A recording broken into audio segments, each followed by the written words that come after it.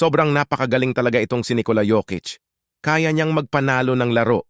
Pero kaya rin ba niyang magpatalo ng laro? Halika, panoorin natin ito.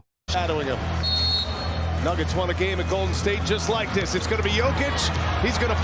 Sa tingin nyo, pasok ba itong shot ni Jokic? Pero bago yan, balikan muna natin ito. Jokic has it. Clock ticks. Gotta put one up. Jokic. Diba?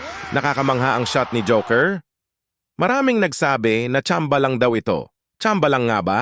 Tonight, and this is identical to that play against the Golden State Warriors at the very same spot. But this time, PJ Tucker doing a good job, as you mentioned it, shadowing Jokic into a very difficult long three. Ayun. Game-losing shot naman ang ginawa ni Joker. Napakagaling talaga.